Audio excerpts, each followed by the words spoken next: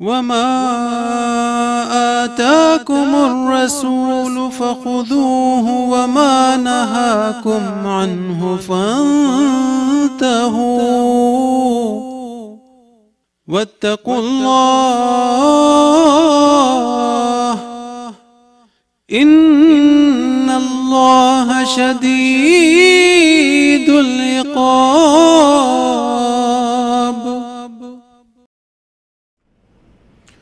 بسم اللہ الرحمن الرحیم. السلام علیکم ورحمۃ اللہ وبرکاتہ. ناظرین، احمدیت کیا ہے اس کے سوال و جواب کا اگلا پروگرام لے کر آپ کی خدمت میں حاضر ہیں. آج ہم اسی طریقے سے اسی پیٹرن پر جو ہے ہم سوال و جوابات کریں گے ہمارے مہمانوں سے، اور میں مہمانوں کا تعارف پہلے کروا دیتا ہوں. ہمارے ساتھ ہیں مکرم محترم مربی فیضان مغنی صاحب. السلام علیکم ورحمۃ اللہ وبرکاتہ. وعلیکم السلام ورحمۃ اللہ وبرکاتہ. اس طریقے سے ہمارے دوسرے مہمان ہیں مکرم محترم محمد اسماعیل مبشر صاحب. السلام علیکم ورحمۃ اللہ وبرکاتہ.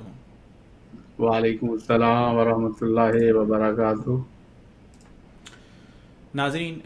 جیسا کہ یہ پروگرام میں یہ بار بار بات بتائی جاتی ہے کہ یہ پروگرام اس مقصد کے لیے بنائے جاتے ہیں تاکہ آپ تک اسلام، احمدیت اور قرآن و حدیث کی وہ باتیں جو آپ تک پہنچائی جائیں جو کہ عام طور پر مختلف علماء حضرات جو ہیں وہ آپ سے چھپاتے ہیں. اب ہوتا یہ ہے کہ آدھی بات آپ کو بتا دی جاتی ہے اور آدھی بات آپ سے چھپا لی جاتی ہے، اور پھر اس کے ساتھ آپ کو یہ بتایا جاتا ہے کہ احمدی جو ہیں وہ اس طریقے سے کرتے ہیں کہ قرآن اور حدیث کو وہ چھپاتے ہیں، جبکہ ہمارا مقصد ان تمام ویڈیوز کے ذریعے یہ ہے کہ آپ تک قرآن اور حدیث کی مکمل معلومات جس حد تک ہم پرووائڈ کر سکیں آپ تک پرووائڈ کریں، آپ تک پہنچائیں، تاکہ آپ کو اسلام، احمدیت مکمل طور پر صحیح طور پر مکمل قرآن و حدیث کے دلائل کے ساتھ سمجھ آ جائے. کچھ حضرات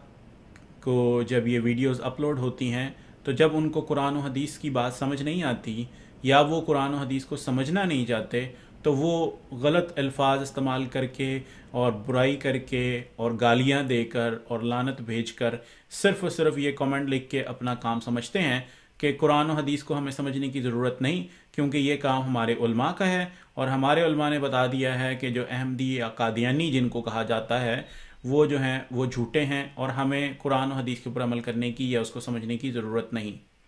میں آپ کے سامنے قرآن کی یہ آیت رکھنا چاہوں گا کہ جس میں اللہ تعالیٰ نے اپنے پیارے رسول خاتم النبیین حضرت محمد مصطفیٰ صلی اللہ علیہ وسلم کو فرمایا کہ جب آپ کسی کے سامنے اپنی بات رکھیں تو بہترین دلیل کے ساتھ رکھیں. اب اگر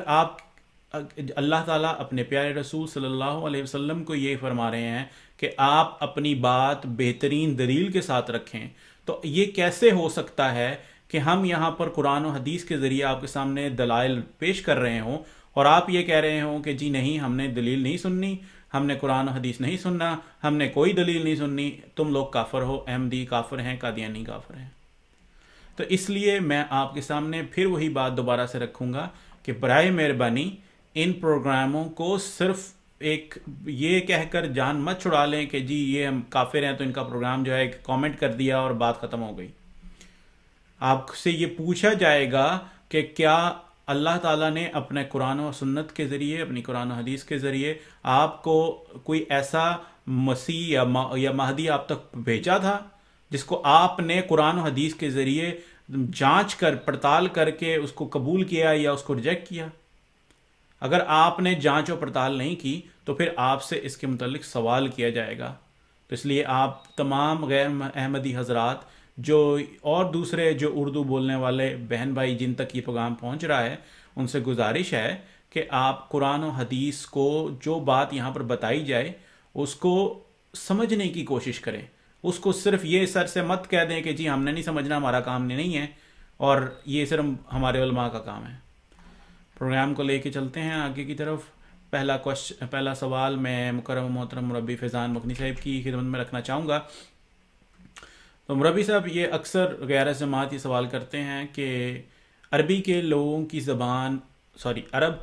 زبان عربی ہے، تو ان کا حضرت عیسیٰ علیہ السلام اور امام مہدی کے آنے کے متعلق کیا عقیدہ ہے؟ کیا انہی کے بزرگوں کی کتابوں سے ثابت کر سکتے ہیں؟ تو اس کے بارے میں ہماری رہنمائی کر دیں۔ جزاک اللہ شراز صاحب، یہ سوال جو ہے جس طرح آپ نے تمہید باندھی ہے اسی کے اگر تناظر میں اس کو دیکھیں تو ہمارے سامنے یہ بات روشن ہو جاتی ہے کہ اس بات کا کہ آیا آپ کتنے عالم ہیں، آپ کو وہ زبان کتنی آتی ہے، اس بات سے جو ہے وہ ہدایت دینے والی ذات تو اللہ تعالیٰ کی ذات ہے۔ بس اسی وجہ سے ہم دیکھتے ہیں کہ قریش مکہ جو پورے عرب میں ہر وجہ سے فضیلت رکھتے تھے، وہ رسول کریم صلی اللہ علیہ وسلم پر ایمان لانے میں دیر کر گئے، مگر اس کے بالمقابل جو انصار مدینہ تھے، جو یثرب والے تھے، جو بظاہر ان کو کھیتی باڑی کرنے والے لوگ تھے، وہ سبقت لے گئے ہیں۔ بس پہلی بات تو یہ ہے کہ اس بات کا اس سے کوئی تعلق نہیں ہے کہ اگر وہ عرب ہیں تو ضروری ہے کہ ان کا جو عقیدہ ہے وہ درست ہوگا۔ لیکن میں آپ کے سامنے جس طرح بھی سوال کیا گیا ہے، سب سے پہلے تو میں پھر آپ کے سامنے کہوں گا کہ ہمارے سب سے بزرگ تو رسول کریم صلی اللہ علیہ وسلم ہے، ان سے بڑھ کر تو کسی کی بزرگی نہیں ہے۔ پھر یہ واقعہ جب میں دوبارہ مختصراً آپ کے سامنے اس کا حوالہ دوں گا، بڑی دفعہ بیان ہو چکا ہے کہ رسول کریم صلی اللہ علیہ وسلم کی وفات پر تمام صحابہ اس بات پر ان کا اجماع ہوا تھا کہ رسول کریم صلی اللہ علیہ وسلم بھی اسی طرح فوت ہوئے جس طرح پہلے تمام انبیاء فوت ہو چکے ہیں۔ اور یہ بخاری کتاب المغازی باب مرض النبی میں یہ با حدیث ہے، تاکہ اگر کسی نے دیکھنا وہ جا کے تسلی سے یہ حوالہ جو ہے وہ دیکھے، وہ حدیث پڑھے، اس کا ترجمہ پڑھے، اور وہ پھر خود جانچ لے کہ کیسے اللہ تعالیٰ نے اس وقت جب رسول کریم صلی اللہ علیہ وسلم کی وفات ہوئی اس وقت تمام صحابہ کی، اور ایک اور بھی بڑی اس میں لطیف نقطہ ہے اگر اس پہ غور کیا جائے کہ اس وقت تقریباً تمام عرب سے جو ہے وہ آ چکے تھے صحابہ، اور تقریباً عرب کے ہر حصے سے کوئی نہ کوئی صحابی ہجرت کر کر مکہ میں مدینہ میں آ چکا تھا۔ تو کسی صحابی نے جو عرب کے مختلف قبائل سے مختلف جگہوں سے آئے تھے، کسی نے نہیں کہا کہ نہیں ہماری جو عربی زبان ہے اس کے مطابق حضرت عیسیٰ علیہ السلام جو ہیں وہ آسمان پہ چلے گئے، ہماری جو عربی کی انٹرپریٹیشن ہے اس کے مطابق حضرت عیسیٰ علیہ السلام ابھی تک زندہ ہیں۔ بس یہ غور کرنا چاہیے۔ پھر ایک اور بڑی بات کہ حضرت ابن عباس نے بھی متوفی کا جو آیت جس کے بارے میں تمام جو غیر احمدی احباب ہیں وہ یہ کوشش کرتے ہیں کہ وہ بیان کریں، اس سے ثابت کریں کہ حضرت عیسیٰ علیہ السلام کو اللہ تعالیٰ نے پورا اٹھا لیا، اور سب سے موٹی اور وہ قطعی دلیل وہ متوفی کا کی دیتی ہیں کہ جی اللہ تعالیٰ نے پورا جو ہے نا ان کو لے لیا۔ تو حضرت ابن عباس جن کے متعلق رسول کریم صلی اللہ علیہ وسلم نے یہ دعا کی تھی کہ اللہ تعالیٰ ان کو علم سکھا قرآن کریم کا، تو انہوں نے قرآن کریم کی اس لفظ کی کیا تفسیر کی ہے کہ آپ نے فرمایا کہ متوفی کا کے معنی ہے ممیتو کا، یعنی میں تجھے مفاد دوں گا اور تجھے موت دوں گا تاکہ کوئی ابہام ہی نہ رہ جائے۔ اور پھر اس سے بڑی دلیل یہ ہے کہ یہ ایک ایسی کتاب میں آئی ہے جس کو اصل کتاب بعد الکتاب اللہ کہا جاتا ہے، کہ سب سے بہترین کتاب ہے اللہ تعالیٰ کی کتاب کے بعد،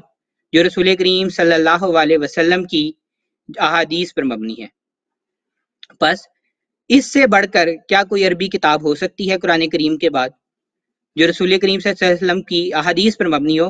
اور امام بخاری نے یہ بھی ان کا ہم پر احسان ہے کہ انہوں نے تفسیر میں یہ جو ہے جملہ حضرت ابن عباس کا ڈال دیا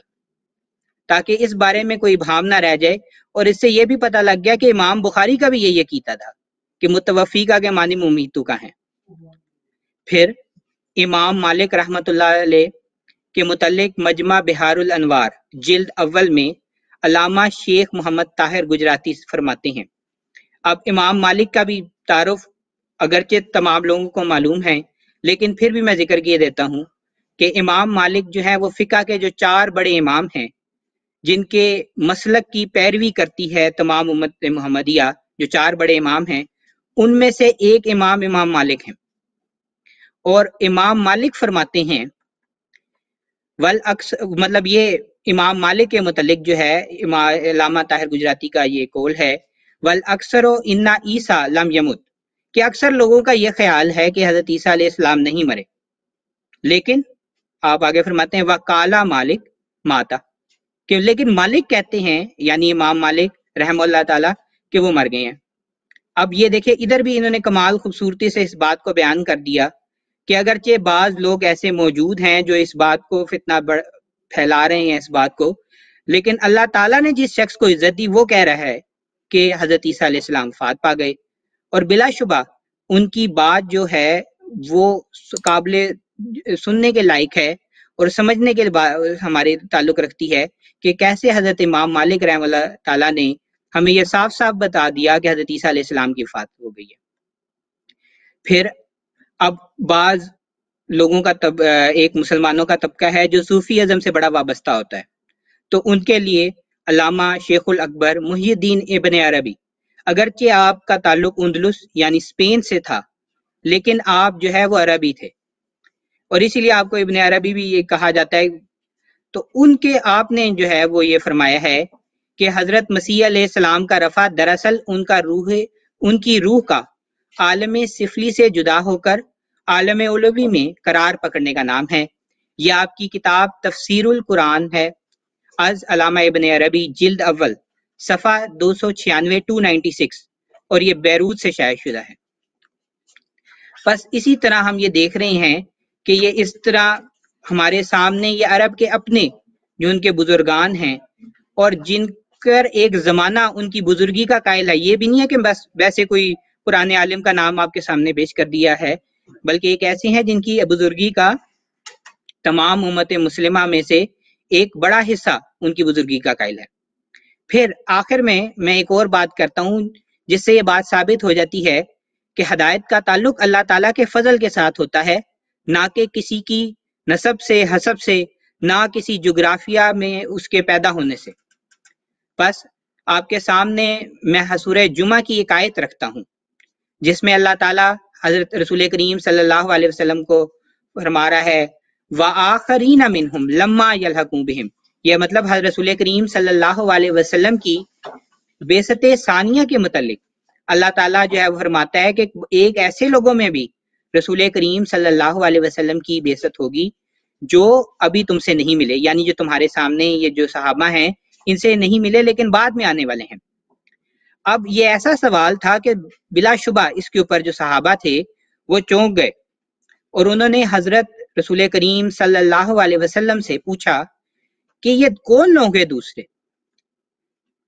اور اس وقت جب یہ سوال پوچھا گیا تو تمام عرب صحابہ آپ کے پاس بیٹھے ہوئے تھے، شاید کوئی اور صحابی بھی ہوں جو غیر عرب ہوں، لیکن اکثریت بلکہ تمام جو ہے وہ صحابہ عرب تھے۔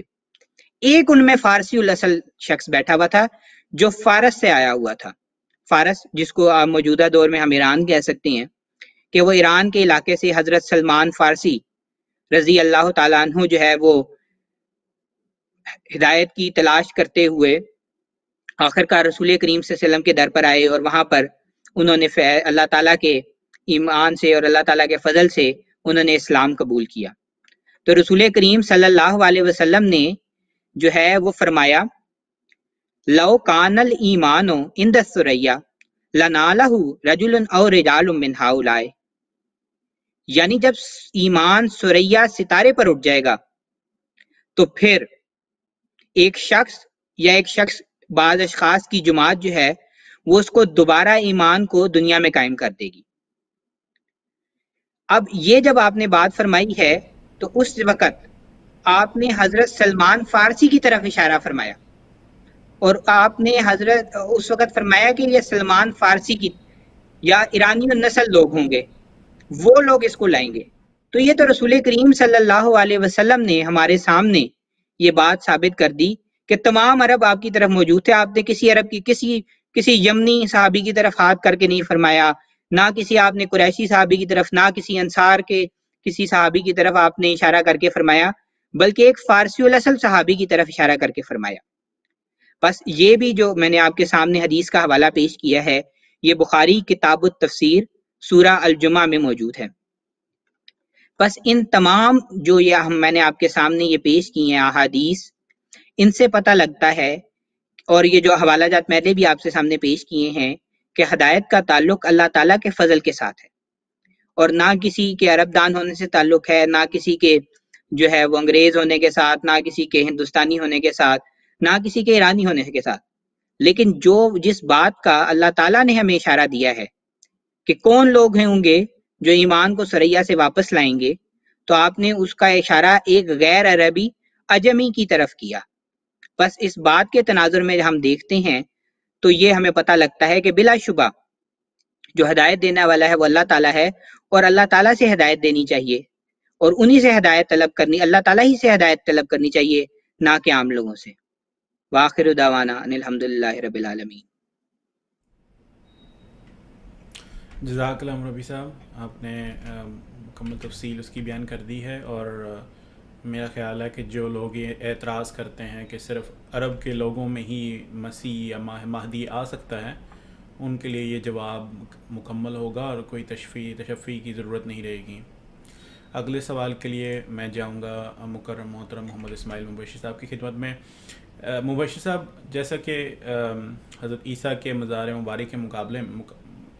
کے بارے میں جو کہ کشمیر میں ہے، اور حضرت مسیح موعود کی ریسرچ کے مطابق جو ان کا دعویٰ ہے کہ وہ درست ہے کہ جو وہ کشمیر میں موجود ہے، وہاں جو پاؤں کے نشان کی لکڑی تھی اس کی تفصیل کے بارے میں کچھ بتا دیں، اور کیا اس سے یہ بھی ثابت ہوتا ہے کہ یہاں جو شخص مدفون ہے اس کے پاؤں میں سوراخ تھے؟ اور دوسرا سوال جو اسی سے تعلق رکھتا ہے کہ یروشلم سے کشمیر کا سفر، تو وہاں کے کچھ واقعات اگر کچھ ملتے ہیں تو وہ اس کے سلسلے میں بھی رہنمائی کر دیں. جی جزاکم اللہ شراز صاحب، کافی لمبا موضوع ہے، سوال ہے. کوشش کروں گا کہ تھوڑے وقت میں سارے پہلوؤں کو کور کر سکوں. گزارش یہی ہے کہ میرا نہیں خیال کہ وہ لکڑی ہے، چونکہ آپ جانتے ہیں کہ لکڑی کے اوپر جیسا مرضی پاؤں رکھا جائے اس کے اوپر تو نشان نہیں پڑتا. ہاں، یہ بات آپ سمجھتے ہیں کہ گیلی مٹی کے اوپر اگر پاؤں رکھے جائیں تو وہ نشان اس کے اوپر آتا ہے، اور وقت کے ساتھ ساتھ جب وہ سوکھتی ہے تو وہ مٹی وہ جو ہوتی ہے وہ سوکھ کے پتھر نما بن جاتی ہے، تو اس میں وہ سارا کچھ آ سکتا ہے. تو حضرت عیسیٰ علیہ السلام کا پاؤں کا تعلق کیا ہے وہ آپ جیسا کہ جانتے ہیں، لیکن اپنے بھائیوں کی خدمت میں عرض کروں گا کہ جب حضرت عیسیٰ علیہ السلام کو صلیب کے لیے لٹکایا گیا تو آپ کے پاؤں میں جو کیل لگے تھے اس کے ثبوت کے لیے کہ یہاں پہ جو بندہ جو عیسیٰ نبی دفن ہے یہ وہی ہے جس کے پاؤں میں جو یروشلم میں جب اسے لٹکایا گیا تو یہ وہ شخص ہے جس کی گواہی یہ پتھر ہے. میں چونکہ مجھے سری لنکا جانے کا اتفاق ہوا، وہاں پہ میں ٹھہرا، تو میں وہاں پہ اس جگہ پہ گیا ہوں ایڈمز پیک کی، جہاں پہ حضرت آدم کے وہاں پہ پاؤں کے نشان ہیں. گو کہ وہ تو بہت بڑے نشان ہیں، لیکن کہتے ہیں کہ یہاں پہ بدھ بھی عبادت کے لیے جایا کرتے تھے. لیکن یہ ایک سردست جو میں بتانا چاہ رہا تھا کہ حضرت عیسیٰ علیہ السلام کے جو پاؤں کے نشان میں وہ لکڑی کے اوپر نہیں بلکہ مٹی کے اوپر جب بعد میں سوکھی ہے تو وہ پھر پتھر بن گیا. خدا نے ایک ثبوت یہ بھی فراہم کر دیا کہ جو اس قبر کے اندر ہے وہ یہ گواہی ہے کہ اسے صلیب کے اوپر چڑھایا گیا، لیکن وہ ما صلبوہ کے تحت وہ صلیب نہیں دے سکے. آپ وہاں سے آپ نے ہجرت کی ہے. قرآن میں اس پہ ہم بڑی مدلل اور تفصیل سے ہم بات کر چکے ہیں کہ کیسے کیسے ہجرت کی، اور اس کے لیے حضرت مسیح موعود علیہ السلام کی وہ کتاب مسیح ہندوستان میں، وہ آپ جانتے ہیں ہم اپنے احباب کو دکھاتے بھی ہیں اور دکھاتے بھی رہتے ہیں. یہ دیکھیں مسیح ہندوستان یہ وہ کتاب ہے، اس میں حضرت مسیح موعود علیہ السلام نے سب کچھ بیان کیا ہے کہ کیسے کیسے حضرت عیسیٰ علیہ السلام وہاں تک پہنچے اور کیا ہوا. اب دوسری بات، پہلی بات تو یہ کلیئر ہوگی کہ لکڑی نہیں ہے، وہ پتھر، وہ پہلے سوکھا مطلب مٹی تھی، گیلی مٹی، وہ سوکھ کے پھر وہ پتھر بنا۔ اچھا، اب جو دوسری بات، اب اس کے لیے ایک کتاب ہے انگلش میں ہی، اس کتاب کا نام ہے Jesus secret, Jesus secret the unknown life of Jesus. تو اس میں آپ کو یہ بات مل جائے گی، اور اس میں دوسری بھی وہ جو اسی کتاب میں جو ذکر ملتا ہے وہ یہ ملتا ہے کہ جہاں کا یہ ذکر ہو رہا ہے وہاں پہ اس مزار میں، اس مقبرے میں ایک قبر نہیں ہے، 2 قبریں۔ ایک قبر جو اہل کتاب کے طریق کے مطابق شرقن غربن ہے، یعنی ہیڈ مشرق اور وہ مغرب، پاؤں مغرب، اور اسی مزار کے اندر ساتھ ہی ایک اور بزرگ کی قبر ہے جو شرقن غربن نہیں بلکہ شمالن جنوبن، یعنی آپ ان کا سر شمال کی طرف جیسے مسلمانوں کو دفناتے ہیں۔ تو یہ 2 قبروں کا ہونا یہ ثبوت ہے کہ اس مقبرے کے اندر جو پہلی قبر تھی وہ کسی اہل کتاب کی طریق سے جسے دفنایا گیا تھا،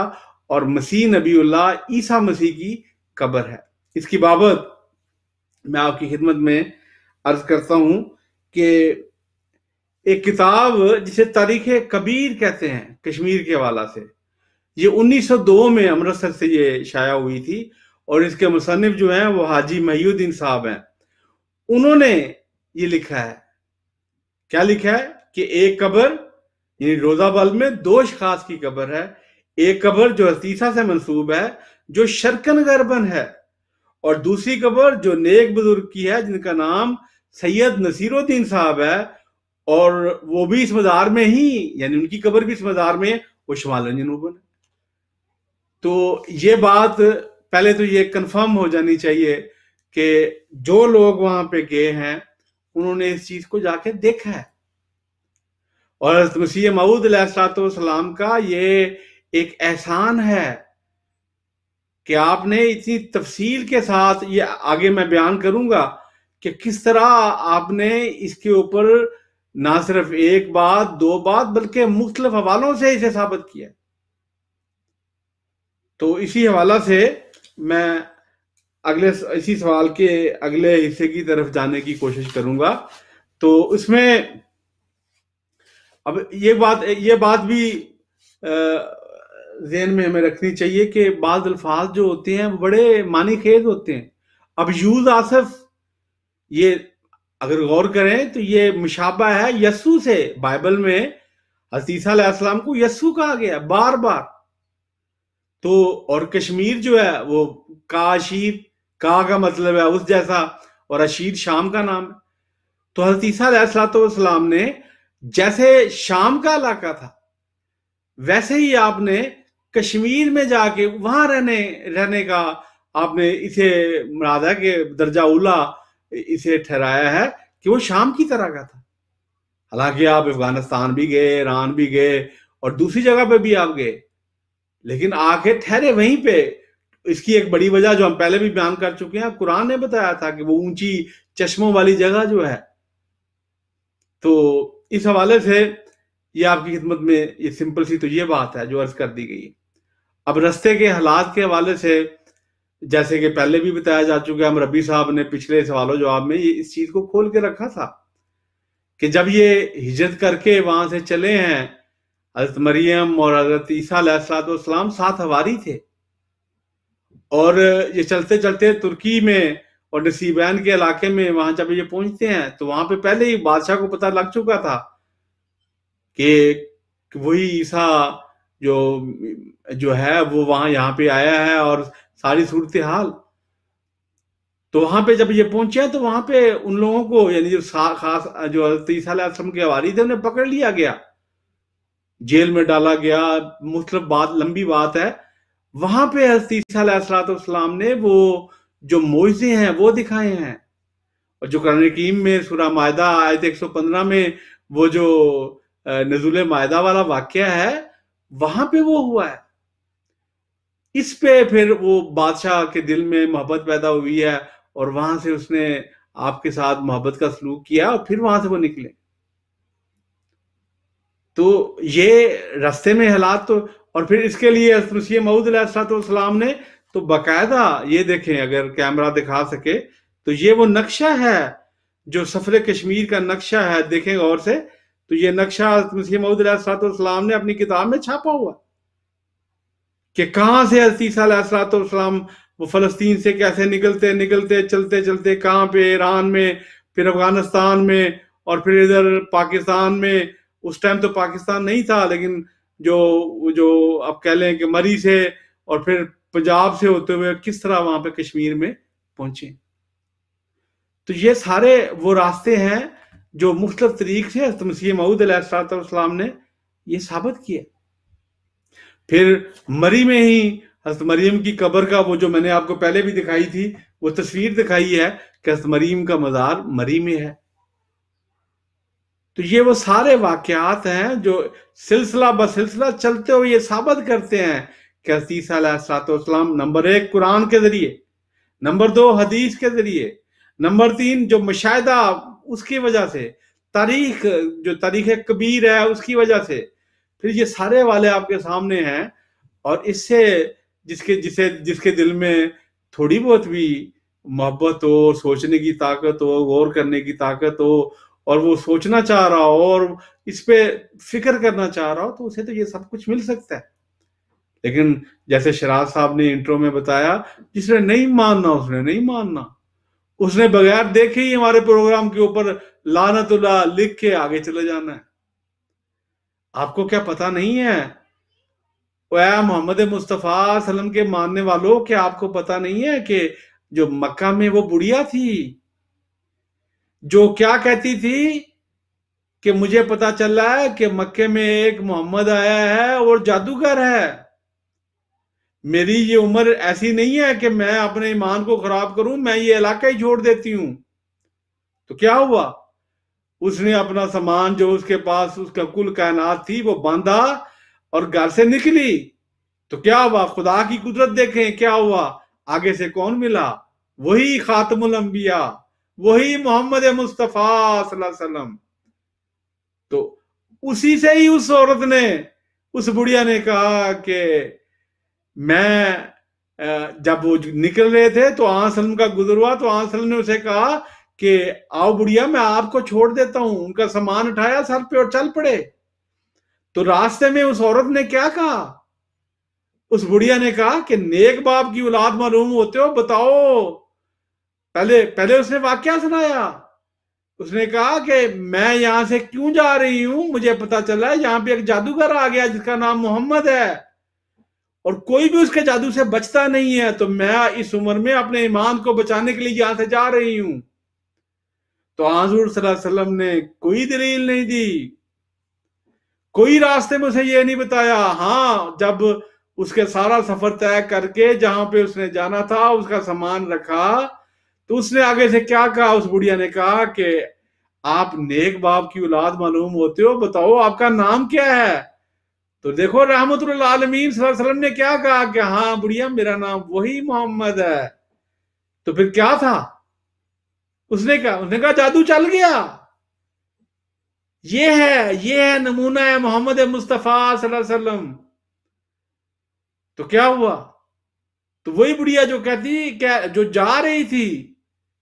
جو آپ کی دلیل سننے کے لیے تیار نہیں تھی، آپ کے عمل کو ہی دیکھ کے اس نے کیا کیا؟ وہاں سلم پہ ایمان لے آئی.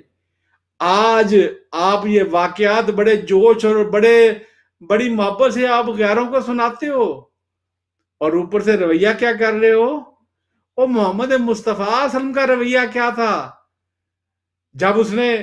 اس نے راستے میں بتایا تھا آپ صلی اللہ علیہ وسلم کو کہ میں وہ جادوگر ہے اور میں تو جا رہی ہوں یہاں سے، تو آپ کا آگے سے کیا کردار تھا؟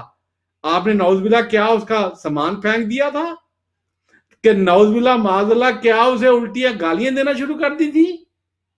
کیا اس پہ لعنت ڈالنا شروع کر دی تھی؟ قطعاً نہیں. بلکہ آپ نے تو وہ جس کا قرآن کہہ رہا ہے کہ آپ سراپا رحمت ہیں، جس کا خدا گواہی دے رہا ہے، آپ نے وہ بنتے ہوئے اس بڑھیا کے لیے وہ راستہ دکھایا۔ تو میں اپنے تمام بھائیوں سے درخواست کرتا ہوں کہ حضرت مسیح موعود علیہ الصلوۃ والسلام، حضرت مہدی موعود علیہ الصلوۃ والسلام، جن کی بابت آن صلی اللہ علیہ وسلم نے خوشخبری دی تھی کہ وہ 1300 سال کے بعد 14ویں صدی میں دمشق کے مشرق میں ہند قطع بستی میں آئے گا، اسے مان لینا، خاص تمہارے اور اس کے درمیان برف کے پہاڑ ہوں۔ تو جیسے شراز صاحب نے بتایا، ہم ہر ہفتے، ہم ہر 15 دن کے بعد آپ کی خدمت میں یہ عرض کر رہے ہیں کہ اے میرے بھائیو، وہ پیغام محمد مصطفیٰ صلی اللہ علیہ وسلم سن لو۔ آپ صلی اللہ علیہ وسلم کا یہ پیغام ہے کہ اگر تمہیں مہدی کی خبر پہنچے اور تم اگر ضروری کام میں بھی جا رہے ہو تو اپنے سارے کام چھوڑ کے اس پیغام کو سننا اور اس مہدی تک پہنچنا، اور جا کے کیا کرنا؟ فلا یکرؤ منی السلام، اسے جا کے میرا سلام کہنا، نہ صرف سلام کہنا بلکہ بیعت کر کے اس کی جماعت میں شامل ہو جانا۔ کیوں؟ وہ خلیفۃ اللہ مہدی، کہ وہ مہدی ہوگا، خلیفۃ اللہ ہوگا، اس کا ماننا میرا ماننا، اس کا انکار میرا انکار۔ تو میں بڑی محبت سے اپنے بھائیوں کی خدمت میں یہ رکھوں گا کہ انہیں فکر کرنی چاہیے، وما علینا الا البلاغ۔ جی جزاک اللہ اسماعیل مبشر صاحب، آپ نے بڑی تفصیل سے جواب دیا ہے، اور میرا نہیں خیال کہ اس میں کوئی تشنگی رہتی ہے، اس میں کوئی پہلو رہ گیا ہوگا، کیونکہ ہم یہ ٹاپک کو بڑے عرصے سے پروگراموں میں کور کرنے کی کوشش کر رہے ہیں کہ عیسیٰ علیہ السلام جو ہیں وہ جب انہوں نے وہاں سے ٹریول کیا ہے اور وہ وہاں سے چلے ہیں تو کس طرح کشمیر تک پہنچے ہیں۔ پچھلے پروگراموں میں ہم نے وہ راستہ بھی دکھایا جو کہ جیسے مکرم اسماعیل مبشر صاحب دکھا رہے تھے۔ اگلے سوال کے لیے میں چلوں گا مکرم محترم مربی فیضان مغنی صاحب کی خدمت میں۔ مربی صاحب، یہ سوال یہ ہے کہ یہ جو حدیثوں میں بار بار آنے والے کے لیے ابن مریم کا لفظ استعمال کیا گیا ہے، اکثر جو غیر احمدی حضرات ہیں یہ اعتراض کرتے ہیں کہ ابن مریم کیوں؟ کچھ اور نام بھی ہو سکتا تھا، اور اس سے وہ جو ہے مختلف توجیحات پیش کرنے کی کوشش کرتے ہیں۔ اس کے بارے میں ذرا تفصیل بتا دیں۔ میوٹ۔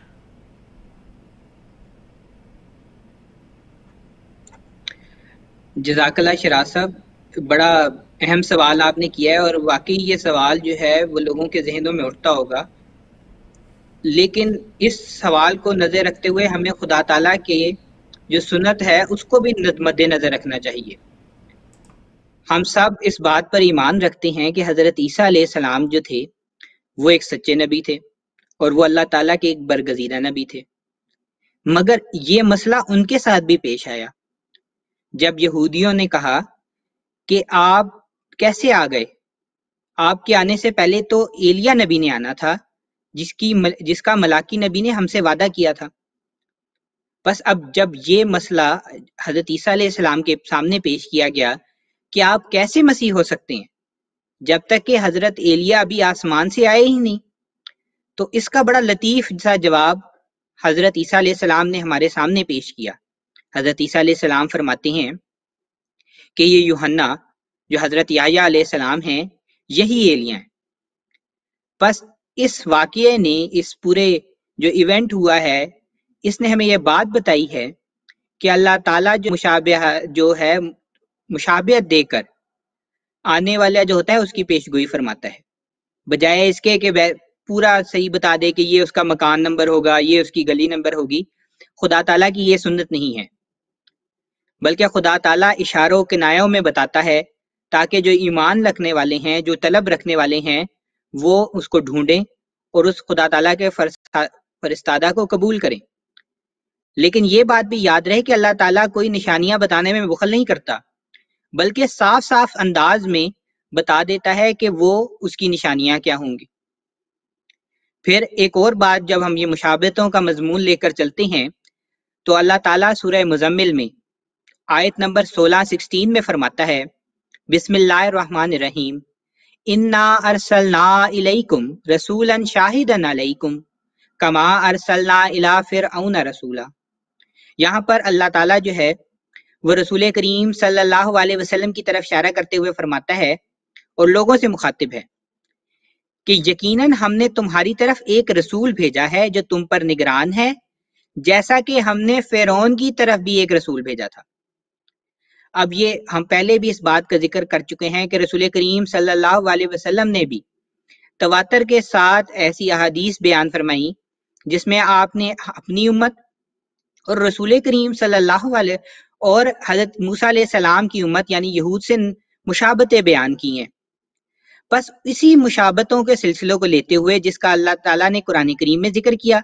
کہ رسول کریم صلی اللہ علیہ وسلم کو متعلق فرمایا کہ یہ ایسا رسول ہے جیسا ہم نے فرعون کی طرف بھیجا تھا، یعنی اس بات کی طرف اشارہ کیا کہ رسول کریم صلی اللہ علیہ وسلم جو تھے وہ ایک صاحب شریعت نبی ہیں۔ اب رسول کریم صلی اللہ علیہ وسلم نے پھر اس کے متعلق جب آگے بتائی کہ اب اگلا جو موعود نبی ہوگا جس کی میں تمہیں پیش گوئی دیتا ہوں وہ ابن مریم ہوگا۔ اب یہ صاف بات ہے کہ جس طرح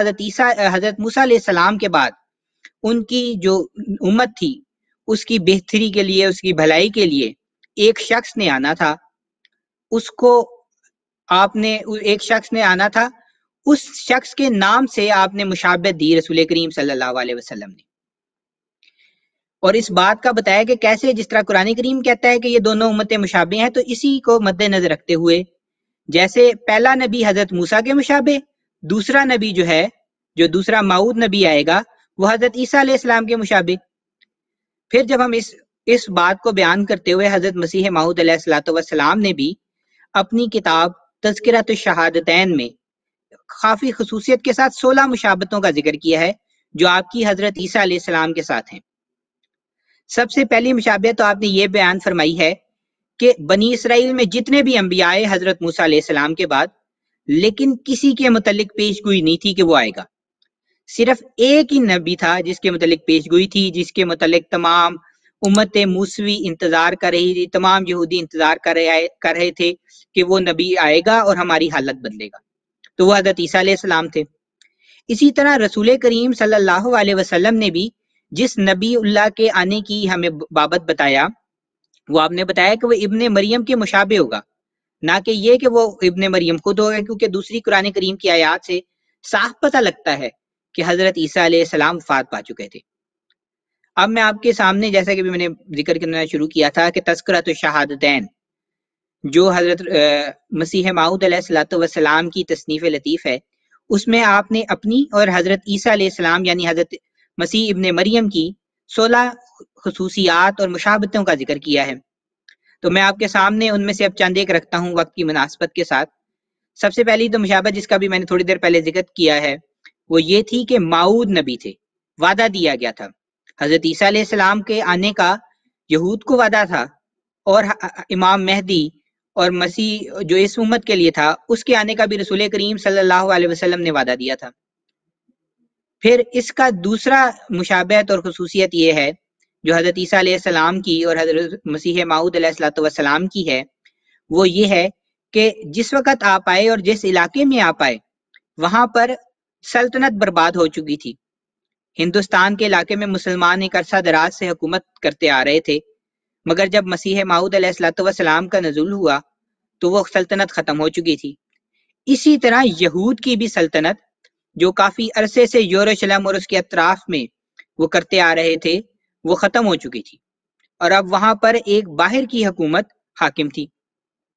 اور یہاں پہ بھی ہم دیکھتے ہیں کہ جیسے روم نے یروشلم کو اور فلسطین کے علاقے کو اپنی کالونی بنایا ہوا تھا، وہاں پہ ان کا گورنر ہوتا تھا اور وہ تمام اہم فیصلے کرتا تھا، اسی طرح جہاں پہ حضرت مسیح موعود علیہ السلام حضرت مرزا غلام احمد قادیانی آئے تو اس وقت ہندوستان کی بھی یہی حالت تھی،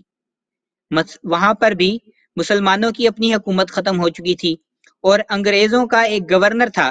جو تمام چیزوں کا فیصلہ اور دارالمحام تھا۔ پھر ایک اور ہمارے سامنے مشابہت یہ ہے کہ حضرت عیسیٰ علیہ السلام کے وقت میں بھی یہود کے جو ہے حالات بہت خراب ہو چکے تھے اور وہ مختلف فرقوں میں بٹ چکے تھے، اور یہی معاملہ ہم دیکھتے ہیں کہ مسلمانوں کے ساتھ تھا جب حضرت مسیح موعود علیہ السلام آئے ہیں۔ مسلمان فرقوں میں بٹے ہوئے تھے اور بے تحاشا فرقے جو ہیں وہ مسلمانوں کے بنے ہوئے تھے۔ پھر ایک اور مشابہت یہ ہے کہ یہود کو بڑا انتظار تھا کہ حضرت عیسیٰ علیہ السلام آئیں گے، مسیح آئے گا اور ہمیں دنیاوی بادشاہتیں بھی عطا کرے گا، مگر انہوں نے دیکھا کہ حضرت عیسیٰ علیہ السلام تو ان کو یہ تعلیم دے رہی ہیں کہ اگر تمہارے سامنے تمہارے پر کوئی ایک گال پہ تھپڑ مارے تو تم دوسرا گال بھی اس کے سامنے پیش کر دو. بلکہ جو اجتہادی غلطی کا مضمون ہے اس میں یہ بھی ہمارے سامنے آتا ہے کہ خود حضرت عیسیٰ علیہ السلام کا بھی شروع میں یہی خیال تھا جب یہ آتا ہے کہ انہوں نے اپنے حواریوں کو کہا کہ ہتھیار خریدو، مگر جب اللہ تعالیٰ نے ان کی تصحیح فرما دی کہ ایسے مسیح نہیں ہو کہ جو لڑائی کرے گا بلکہ امن کی تعلیم دے گا. یہی بات ہم دیکھتے ہیں کہ حضرت مسیح موعود علیہ الصلوۃ والسلام کے اوپر بھی بڑا اعتراض یہ کرتے ہیں جو غیر احمدی علماء ہیں کہ مسیح نے آنا تھا تو تمام دنیا پر اس نے حکومت کرنی تھی، مگر وہ خود یہ یضع الحرب کی حدیث بھول جاتے ہیں جس میں ایک نشانی مسیح موعود کی رسول کریم صلی اللہ علیہ وسلم نے یہ بیان فرمائی ہے کہ وہ جنگ کو جو ہے وہ موقوف کرے گا اور جزیہ کو ختم کرے گا. پھر ایک اور بات جو ہمارے سامنے نظر آتی ہے وہ یہ ہے کہ اس زمانے میں بھی طاعون کی وبا پھیل گئی تھی، اور حضرت مسیح موعود علیہ الصلوۃ والسلام کے زمانے میں بھی جب آپ تشریف لائے ہیں طاعون کا جو ہے وہ بے بہا ہم دیکھتے ہیں کہ کیسے طاعون جو ہے اس نے خصوصاً ہندوستان میں ہزاروں نہیں بلکہ لاکھوں کی تعداد میں لوگوں کو جو ہے اس نے موت کے گھاٹ اتارا، اور کافی لوگ اس طاعون کی وجہ سے جو ہے وہ احمدی ہوئے. پھر ہمارے سامنے یہ بھی آتی ہے کہ دنیا ایک نئی رخ اختیار کر لیا جب حضرت عیسیٰ علیہ السلام آئے تھے، اور اس کی ایک چھوٹی سی مثال میں آپ کو تاریخ کے روشنی میں یہ دیتا ہوں کہ جو رومن حکومت تھی اس کی ایک بڑی خوبی یہ تھی کہ وہ ایک قسم کی پکی سڑکیں بنانے میں ان کا بڑا کام ہوتا تھا کہ وہ جس علاقے میں جاتے تھے وہ کوشش کرتے تھے، مطلب آج کی جس طرح سڑکیں ہو رہے ہیں اس طرح کی تو نہیں، مگر سڑکوں پر پتھر لگا کر اور غلام انہوں نے رکھے ہوتے تھے تاکہ ان کی جو ایک جگہ سے دوسری جگہ تک آنے جانے کا سفر ہے وہ تیز ہو، اور اس سے تجارت میں بھی بہتری آتی تھی. اگر کوئی اسی جگہ پر آپ نے فوجیں پہنچانی ہے تو اس میں بھی تیزی آتی تھی. اور یہی ہم دیکھتے ہیں کہ انہوں نے جس وقت دنیا میں پکی سڑکیں بنائی ہیں رومنز نے، اس کے بعد کوئی ایسی ٹرانسپورٹیشن کے نظام میں کوئی جدت نہیں آئی. تقریباً وہی گھوڑے گدے خچر وغیرہ استعمال ہوتے تھے جو پہلے ہوتے تھے. مگر جب یہ مسیح آیا ہے جو امت محمدیہ کا مسیح ہے، تو جیسے آپ آئے ہیں تو آپ کے آنے کے ساتھ ہی ٹرانسپورٹیشن کے نظام میں ایک جدت آ گئی، اور وہ جدت سب سے پہلے ہمارے سامنے ریل کی شکل میں ظاہر ہوئی ہے. اور ریل نے سفر جو ہے وہ گھنٹوں کا منٹوں میں کر دیا، اور دنوں کا جو ہے وہ سفر گھنٹوں میں کر دیا، اور ہفتوں کا دنوں میں کر دیا. بس ریل کے آنے سے ایسی جدت پیدا ہوئی ہے کہ ایک پوری دنیا ہی بدل گئی ہے اور ایک نیا اس میں تیزی آ گئی ہے. بس یہ بھی ایک بہت بڑی مشابہت ہے حضرت عیسیٰ علیہ السلام میں اور رسول کریم صلی اللہ علیہ وسلم کے جو آپ نے جن کی ہمیں خوشخبری دی تھی موعود نبی کی، یعنی حضرت مسیح موعود علیہ الصلوۃ والسلام، ان کے درمیان. اور یہ تمام مشابہتیں اور اس کے علاوہ بھی بہت ساری مشابہتیں ہیں جو حضرت مسیح موعود علیہ الصلوۃ والسلام نے اپنی کتاب تذکرۃ الشہادتین میں جن کا ذکر فرمایا ہے. اور یہ بات بھی میں ذکر کر دوں کہ ان مشابہتوں کو ہی پہچانتے ہوئے جو ہماری جماعت کے سب سے پہلے شہید ہیں حضرت صاحبزادہ عبداللطیف صاحب شہید، جن کو افغانستان میں کابل کی سرزمین پر جو ہے وہ سنسار کر کے شہید کیا گیا، وہ بھی انہی مشابہتوں کو دیکھتے ہوئے حضرت مسیح موعود علیہ الصلوۃ والسلام پر ایمان لائے. بس یہ وہ مشابہتیں ہیں جن کی وجہ سے آپ کو ابن مریم کہا گیا، اور ایسا کہا جانا کوئی ایسی انہونی بات نہیں بلکہ یہ بالکل سنت اللہ کے مطابق بات ہے. وآخر دعوانا ان الحمد للہ رب العالمین.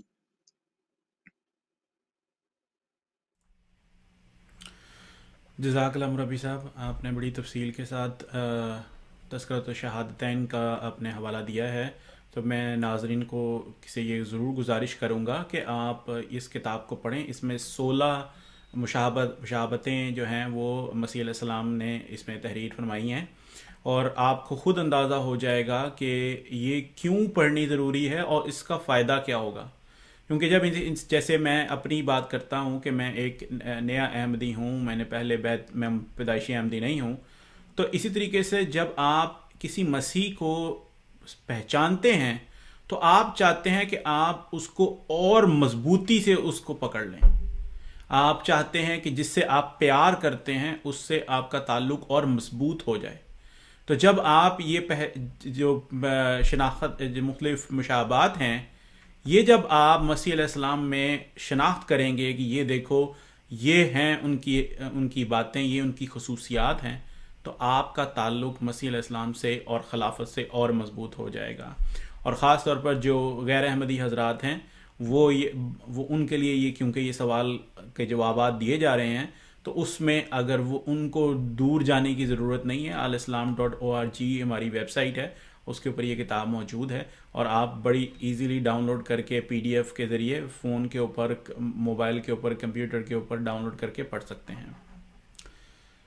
جزاک اللہ ربی صاحب. اگلے سوال کے لیے میں جاؤں گا مکرم محترم اسماعیل مبشر صاحب کی خدمت میں. مبشر صاحب، جیسے میں نے پچھلے سوال میں ذکر کیا تھا عیسیٰ علیہ السلام کی قبر کے بارے میں، تو اسی سے متعلق اگلا سوال ہے کہ عیسیٰ کی قبر کشمیر میں ہونے کے بارے میں اسلامی علماء نے اس سے قبل کبھی کوئی ذکر کیا ہے اسلامی لٹریچر میں؟ ایسا کوئی حوالہ ہے تو وہ بتا دیں. جزاکم اللہ شراز صاحب، بڑا ہی اہم سوال اس حوالے سے کہ یہ پھر وہی بات، ہم پھر اس سوال کے لیے حضرت محمد رسول اللہ صلی اللہ علیہ وسلم کے پاس چلتے ہیں اور پھر انہی کی خدمت میں عرض کرتے ہیں کہ یا رسول اللہ صلی اللہ علیہ وسلم، آپ نے آنے والے مسیح موعود کی بابت ہمیں اتنا کچھ بتایا، تو آپ نے جب اس کی بابت مختلف نشانیاں ہمیں بتائیں تو ان نشانیوں میں آپ نے ایک یہ بھی فرمایا کہ وہ آ کے کیا کرے گا؟ دجال کو قتل کرے گا. ابھی مربی صاحب نے ایک بڑی عام بات کی ہے کہ وہ دجال جہاں جہاں گیا ہے، یہ جو ٹرانسپورٹیشن، یہ ٹرین ہے، یہ مسیح موعود علیہ السلام کے دور میں، یہ اسی زمانے میں آنے کی وجہ یہ تھی کہ دجال اس زمانے میں اپنی پوری علامتوں کے ساتھ ظاہر ہو چکا تھا. تو فرمایا کہ میرا مہدی آئے گا. یہ مہدی کا کام ہے، یہ عیسیٰ مسیح کا کام ہے کہ وہ آ کے اس فتنے کو قتل کرے گا، ختم کرے گا. کس کے ساتھ؟ دلیل کے ساتھ. تو یہ تو سیرا سارا کا سارا جاتا ہی حضرت مرزا صاحب پہ، حضرت مسیح موعود علیہ السلام پہ. ہاں، اشاروں میں، کنایوں میں مختلف عالموں نے اس کی طرف اشارہ کیا ہے، وہ آپ کی خدمت میں رکھوں گا. لیکن میں پھر یہ بات کروں گا کہ یہ سارا کام دیکھیں، یہ جو فتنہ حیات مسیح ہے، اس کا اگر کلا کما کیا ہے تو وہ کیا ہی امام مہدی علیہ السلام نے، مسیح موعود علیہ السلام. میں پہلے بھی یہ عرض کر چکا ہوں کہ مولانا نور محمد نقشبندی نے جب ترجمہ القرآن لکھا تو اس میں انہوں نے یہ دلیل دی کہ باقی مسئلوں کا تو ہمارے پاس حل تھا، یہ جو حضرت عیسیٰ علیہ السلام کو زندہ آسمان پہ لے جاتے ہیں تو اس کا ہمارے پاس حل ہی نہیں تھا. تو اس کے حل کے لیے حضرت مرزا صاحب آئے ہیں، حضرت امام مہدی علیہ السلام آئے ہیں. غیر بھی یہ کہہ رہا ہے کہ انہوں نے آگے پادری لیفرائے اور اس کے جو 20,000 ساتھ پادری تھے یا تھے دوسرے، ان کو شکست فاش دے دی. تو یہ تھا کام جو مسیح موعود علیہ السلام کا تھا، اس لیے یہ کرنا آپ نہیں تھا. تو اس کی بابت میں پہلے ہم اپنے پروگراموں میں بتاتے رہے ہیں کہ حضرت مسیح موعود علیہ السلام نے جب وہی سورہ جو قرآن کا سورہ ہے جو ہم پہلے بھی عرض کرتے رہے ہیں، وہ چشموں والی اور جو پہاڑی علاقے میں جو آپ نے آیت قرآن کی وہ پڑھی، اور وہ آیت پڑھتے ہوئے حضرت مسیح موعود علیہ السلام نے اپنے صحابہ سے، اور اس محفل میں حضرت خلیفۃ المسیح اول حضرت حکیم مولوی نور الدین صاحب بھی بیٹھے ہوئے تھے، ان سے ذکر کیا کہ یہ جو آیت ہے وَآوَيْنَهُمَا إِلَىٰ رَبْوَةٍ، اس سے میرا غالب گمان جو جاتا ہے یہ کشمیر کی طرف جاتا ہے. آپ کا اتنا بیان کرنا تھا کہ حکیم مولوی نور الدین صاحب فوراً بولے کہ حضور مجھے یاد آیا کہ جب میں کشمیر میں تھا تو وہاں پہ خلیفہ نور الدین ہوتے ہیں، وہ انہوں نے مجھے بتایا تھا کہ کشمیر میں ملا خانی یار میں، سری نگر کشمیر میں ایک ایسا مقبرہ ہے جو عیسیٰ نبی کی بابت بتایا جاتا ہے۔ جب حضرت مسیح موعود علیہ الصلوۃ والسلام کے صحابہ میں حضرت خلیفۃ المسیح اول حضرت حکیم مولوی نور الدین صاحب نے یہ بات کی تو حضور نے فرمایا کہ ان کو بلائیں، پھر وہ آئے ہیں۔ تو وہ جب آئے ہیں حضور نے کیا فرمایا ہے، تو میں یہ سارا واقعہ ہمارے جماعت کے مبلغ جو ادھر امریکہ میں بھی آئے تھے حضرت مفتی محمد صادق صاحب، ان کی کتاب ہے تحقیق جدید متعلقہ قبر مسیح، اس کے حوالے سے میں پہلے وہ کتاب کا آپ کو پرنٹ بھی دکھانا چاہتا ہوں کہ یہ وہ کتاب ہے، یہ دیکھیں حضرت قبلہ مفتی محمد صادق صاحب کی وہ کتاب۔ اب اس کتاب سے میں وہ حوالہ آپ کی خدمت میں رکھنا چاہوں گا اور آپ کو میں یہ پڑھ کے سناؤں گا کہ کس طرح سے کہتے ہیں جی کشمیر میں قبر مسیح کا سوال کیسے پیدا ہوا۔ اس کی بابت حضرت مفتی محمد صادق صاحب یہ تحریر فرماتے ہیں، بعض دوست سوال کرتے ہیں کہ آیا حضرت مسیح موعود علیہ الصلوۃ والسلام کو وحی کے ذریعے اللہ تعالیٰ کی طرف سے خبر دی گئی تھی کہ حضرت مسیح کی قبر کشمیر میں ہے؟ اس کے متعلق کوئی وحی یا الہام تو مجھے ملا نہیں۔ یہ مفتی محمد صادق صاحب فرما رہے ہیں، تحریر فرما رہے ہیں کہ مجھے اس کی متعلق اس کی بابت کوئی الہام تو نہیں ملا۔ جہاں تک مجھے معلوم ہے ابتدا اس کی یوں ہوئی کہ ایک دن حضرت مسیح موعود علیہ السلام مجلس میں بیٹھے ہوئے تھے، آپ نے فرمایا کہ میں آیت کریمہ وَآوَيْنَاهُمَا إِلَىٰ رَبْوَةٍ ذات قرار معین پر غور کر رہا تھا، اور اس پر غور کرتے ہوئے مجھے ایسا معلوم ہوا کہ گویا وہ مقام ایسا ہے جیسے کشمیر۔ اس پر حضرت خلیفہ المسیح الاول رضی اللہ تعالیٰ نے فرمایا کہ میں نے دوران قیام کشمیر میں سنا تھا کہ یہاں ایک قبر ہے، کہاں؟ کشمیر میں،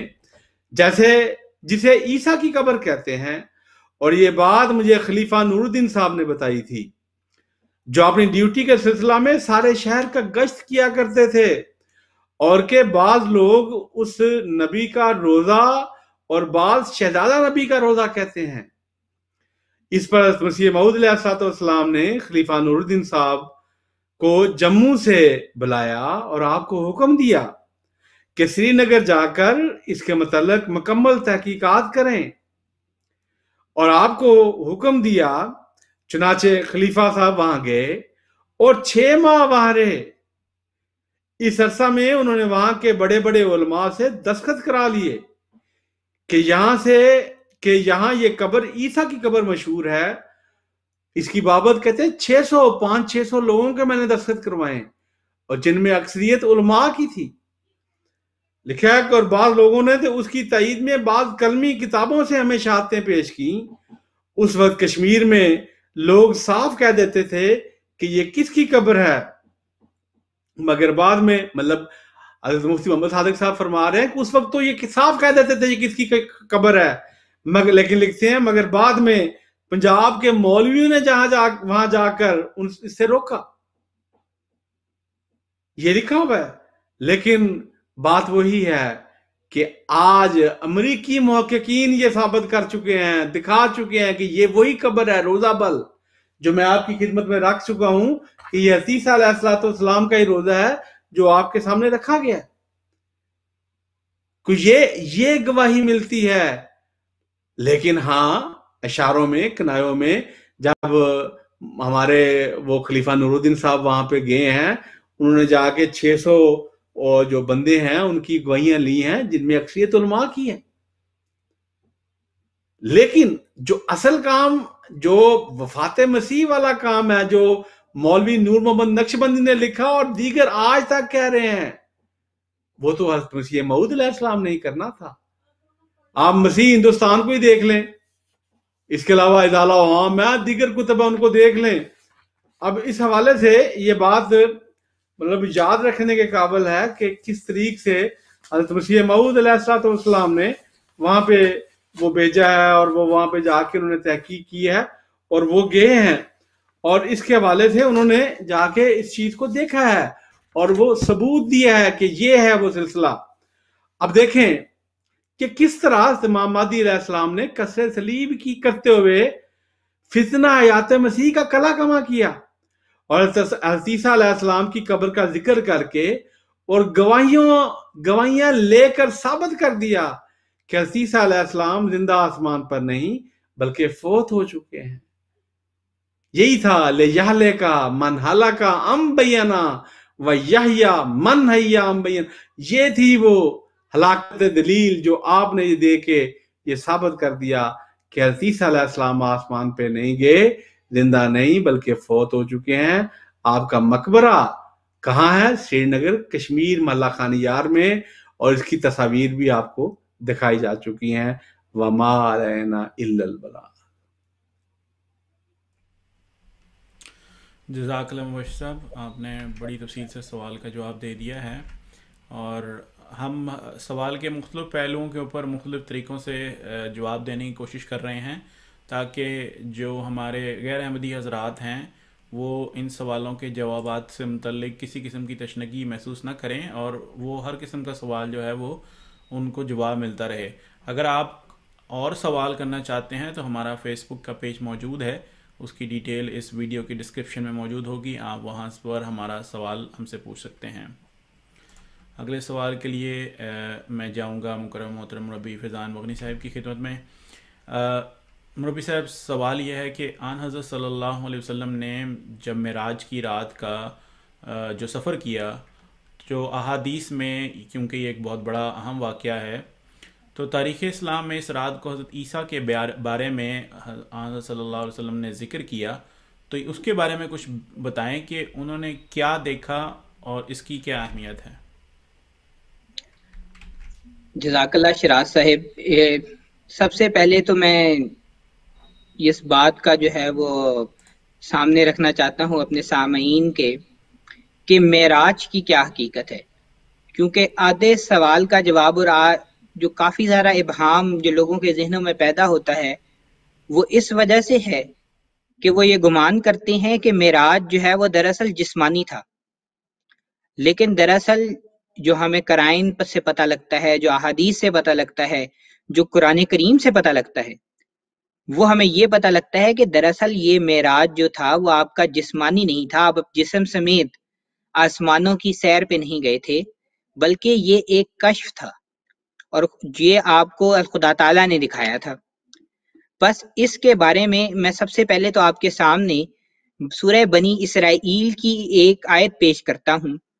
یہ آیت کا پس منظر کچھ اس طرح سے یہ ہے کہ کفار مکہ نے رسول کریم صلی اللہ علیہ وسلم سے فرمایا، ان سے کہا کہ آپ تو نبی ہونے کا دعویٰ کرتے ہیں، تو ہم آپ پر اس وقت تک ایمان نہیں لائیں گے جب تک کہ آپ آسمان پر چڑھ کر نہ دکھا دیں۔ یہ سورہ بنی اسرائیل کی آیت نمبر 94 ہے، اور اس کے انہوں نے کہا کہ صرف یہ نہ کریں کہ آسمان پر آپ نے چڑھ کے دکھانا ہے، بلکہ آپ نے یہ بھی کرنا ہے کہ وہاں سے ایک کتاب لے کے آنی ہے جو پھر آپ ہمارے سامنے اس کو کھولیں اور پھر ہمیں پڑھ کے سنائیں۔ اس بات کے جواب میں اللہ تعالیٰ نے جو اس سوال کے جواب میں اللہ تعالیٰ نے جو جواب دیا وہ اس سارے جو ہم مسئلہ ہے اس کو دور کر دیتا ہے کہ آیا معراج جو تھا وہ جسمانی تھا کہ روحانی۔ وہ خدا تعالیٰ جواب دیتا ہے، بسم اللہ الرحمن الرحیم، قل سبحان ربی هل کنت الا بشر الرسولا، کہ تو کہہ دے کہ پاک ہے میرا رب اور میں تو صرف ایک بشر رسول ہوں۔ یعنی اللہ تعالیٰ نے سب سے پہلے تو یہ بات فرمائی کہ آپ ان کو کہہ دو، جو کفار مکہ رسول کریم صلی اللہ علیہ وسلم سے سوال کر رہے تھے، کہ سب سے پہلے تو آپ جو ہے یہ ان کو کہہ دیں کہ یہ ہرگز ممکن نہیں ہے میرے لیے۔ اور وجہ کیا ہے اور یہ کیوں ممکن نہیں ہے؟ وہ یہ ہے کہ میں تو ایک بشر رسول ہوں، اور بشر اور رسول کے لیے ممکن نہیں ہے کہ وہ آسمان پر جو ہے وہ چلا جائے اور اس طرح آسمان پر اڑ کے جائے اور وہاں سے کوئی کتاب لے کر آئے۔ بس جب ہم یہ بات دیکھتے ہیں کہ اللہ تعالیٰ نے یہ فرما دیا ہے کہ آسمان پر جانا اس طرح حضرت عیسیٰ علیہ السلام کے بھی آسمان کے جانے کی نفی ہوتی ہے، اور جو معراج جس کے متعلق یہ کہا جاتا ہے کہ آپ جسمانی طور پہ گئے، اس کی بھی نفی ہو جاتی ہے۔ پھر میں اب آپ کے سامنے ایک اور بھی کچھ واقعات پیش کرتا ہوں، کچھ حوالے جات پیش کرتا ہوں۔ وہ یہ ہے کہ جب معراج ہوا تو یہ 5 نبوی کا واقعہ ہے۔ ابھی رسول کریم صلی اللہ علیہ وسلم جو تھے وہ مدینہ ہجرت کر کے نہیں گئے تھے، تو آپ خانہ کعبہ میں مسجد حرام میں سو رہے تھے۔ بس اس واقعہ کے روحانی ثابت ہونے سے حضرت عیسیٰ علیہ السلام کی بھی جو ہے جس آسمان سمیت جسم پر جانے کی بھی دلالت ہوتا ہے۔ تو آپ اس وقت سو رہے تھے، اور اس کے بارے میں جو آپ کا یہ جو معراج تھا، اس کے بارے میں قرآن کریم کیا فرماتا ہے؟ تو سورہ قرآن کریم سورہ نجم آیت نمبر 12 میں فرماتا ہے، بسم اللہ الرحمن الرحیم، ما کذب الفؤاد ما رأى، اور دل نے جھوٹ نہیں بیان کیا جو اس نے دیکھا۔ بس اگر یہ دل نے دیکھا ہے، اگر آپ جسمانی طور پر گئے ہوتے تو آپ کی آنکھوں نے دیکھا ہونا چاہیے تھا، اور قرآن کریم کو یہ کہنے کی ضرورت نہیں ہونی تھی کہ ما کذب الفؤاد ما رأى، کہ جو دل نے دیکھا ہے وہ جھوٹ نہیں کہا۔ پھر اسی طرح ہمارے سامنے احادیث میں بھی آتا ہے کہ حضرت ابن عباس سے ایک روایت مروی ہے، اور یہ روایت ہے مسلم کتاب الایمان میں، اور اس میں وہ بیان کرتے ہیں کہ رسول کریم صلی اللہ علیہ وسلم کو اللہ کو جو ہے یہ جو دل کی آنکھ سے رسول کریم صلی اللہ علیہ وسلم نے معراج کا واقعہ دیکھا۔ پھر اور بھی ہے، آپ یہ حضرت عائشہ سے ایک حدیث ہمیں ملتی ہے، اور اس سے یہ پتہ چلتا ہے کہ یہ بھی مسلم کتاب الایمان کی ہے کہ آنکھوں تک نہیں پہنچی تھی، بلکہ خدا تعالیٰ جو ہے لا یدرکہ الابصار وہو یدرک الابصار، کہ اللہ تعالیٰ کو تو آپ ان جسمانی آنکھوں سے دیکھ ہی نہیں سکتے، بلکہ خدا تعالیٰ خود جو ہے وہ اپنے آپ کا جو ہے وہ اپنے آپ کو ظاہر کرتا ہے جس پر وہ چاہتا ہے۔ بس اس سے بھی جو معراج تھا اس کے جسمانی ہونے کی نفی ہوتی ہے۔ پھر ایک اور بڑی جو ہے، میں کہتا ہوں کہ یہ سب سے ایسی حدیث ہے جس نے کوئی ابہام چھوڑا ہی نہیں، وہ یہ ہے کہ حدیث بیان ہو رہی ہے ساری معراج کی، بہت لمبی حدیث ہے، اور اس میں سے میں آپ کو ایک مختصراً بیان کر دیتا ہوں۔ یہ بخاری کتاب التوحید میں بیان ہوئی حدیث کہ یہ سارا واقعہ معراج کا بیان کیا راوی نے، اور پھر آخر میں کہا وَاسْتَيْقَظَ وَهُوَ فِي الْمَسْجِدِ الْحَرَامِ، اور اس کا ترجمہ سادہ مستمع یہ ہے کہ پھر آپ جاگ گئے اور آپ مسجد حرام میں تھے۔ تو اگر تو آپ جسمانی طور پر گئے ہوتے معراج پہ تو آپ کو وہ تو کہتا کہ یہ دیکھو وہ حضرت رسول کریم صلی اللہ علیہ وسلم پھر واپس آ گئے، واپس زمین پر آ گئے، بلکہ یہاں پہ کہا کہ وَاسْتَيْقَظَ، آپ جو ہے نا وہ نیند سے جاگ اٹھے۔ بس ان باتوں سے بھی پتہ لگتا ہے کہ یہ جو معراج تھا وہ سراسر روحانی تھا، اور جسم سمیت رسول کریم صلی اللہ علیہ وسلم جو ہیں وہ اس پہ نہیں گئے۔ پھر اب یہ جو ہمارا اس تمام تمہید سے ہمارے پاس یہ بات جو ہے وہ ظاہر ہوتی ہے، اور یہ پتہ لگتا ہے کہ یہ جو معراج تھا یہ روحانی تھا اور جسمانی نہیں تھا۔ اب میں حلیوں کی طرف آتا ہوں۔ اب یہ ہے کہ 2 حلیے جو ہیں وہ بیان ہوئے ہیں مسیح کے متعلق، اور ایک حلیے میں وہ آیا ہے کہ رسول کریم صلی اللہ علیہ وسلم جو ہیں بنی اسرائیل کی طرف مبعوث ہونے والے جو مسیح تھے، جو عیسیٰ ابن مریم ہے، ان کا حلیہ بیان فرماتے ہیں، اور آپ فرماتے ہیں کہ وہ سرخ رنگ کے گھنگریالے بال اور چوڑے سینے والا تھا، یعنی حضرت عیسیٰ علیہ السلام سرخ رنگ کے تھے اور گھنگریالے بال تھے۔ اور یہ کہ حدیث جو ہے وہ بخاری کتاب الانبیاء باب وذکر فی الکتاب مریم، یہ اس کے اندر موجود ہے۔ اور جو دوسرا حلیہ بیان ہوا ہے اس میں آپ امت محمدیہ میں جو آنا ہے اس کے متعلق بیان ہوا ہے، اور اس کے متعلق لکھا ہے کہ اس کے بال لمبے اور رنگ گندم گو ہوگا، اور یہ بخاری کتاب اللباس باب الجاد میں ہمارے پاس یہ حدیث موجود ہے۔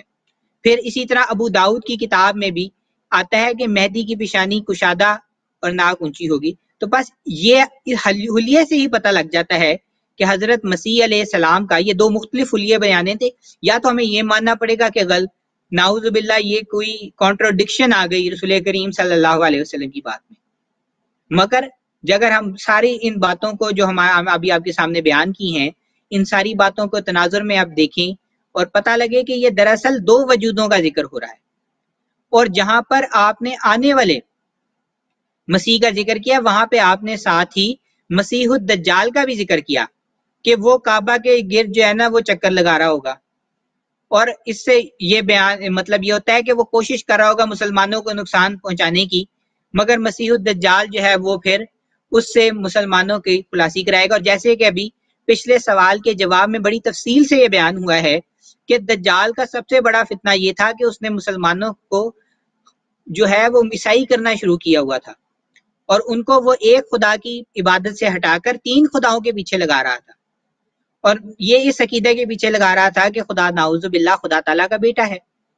بس یہ حلیے جو بیان ہوئے ہیں یہ بالکل جدا جدا حلیے ہیں، بس ان سے صاف پتہ لگتا ہے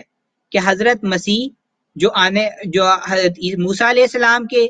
نبی تھے، ان کی امت کے نبی تھے، اور رسول کریم صلی اللہ علیہ وسلم کی امت کے مسیح یعنی حضرت مسیح موعود علیہ السلام جو حضرت مرزا غلام احمد قادیانی کی صورت میں نازل ہوئے، وہ علیحدہ علیحدہ وجود ہیں، اور حدیث ان کے بارے میں بتاتی ہے کہ یہ علیحدہ علیحدہ وجود ہیں۔ پھر ایک اور بات جو یہاں پر قابل ذکر ہے، اور یہ بڑی ہماری جو بھی سوال کا جو پہلے حصے میں جواب میں نے بتایا تھا کہ کسی انسان کے لیے ممکن نہیں ہے کہ وہ آسمان پر جا سکے، لیکن ہم دیکھتے ہیں کہ ایسٹروناٹس جو ہیں وہ جاتے ہیں آسمان پر، کوئی چاند پہ گیا ہے اور کوئی جو شخص ہے وہ اب مارس پہ جانے کی تیاریاں ہو رہی ہیں ہمارے سامنے۔ امریکہ میں ہی کافی کمپنیاں، پرائیویٹ کمپنیاں بھی اس دوڑ میں شامل ہو گئی ہیں، بلکہ اب تو وہ اس بارے میں بھی سوچ رہی ہیں کہ کسی نہ کسی طرح مارس پر یا چاند پر جو ہے وہ کالونیز بنائی جائیں، وہاں پہ ایک سے زیادہ لوگ مستقل جا کر قیام کریں۔ لیکن ایک بات جو ہے وہ ان کے بھی اختیار میں نہیں ہے، وہ یہ ہے کہ ان کو سارا جو زمین میں ہمارے پاس جو ایٹماسفیئر موجود ہے، اگر انہوں نے چاند پہ جانا ہے تو وہ ایٹماسفیئر ساتھ لے کے جانا ہے،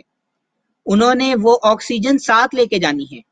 بے شک اگر انہوں نے مارس پہ جانا ہے تو وہ انہوں نے آکسیجن ساتھ لے کے جانی ہے،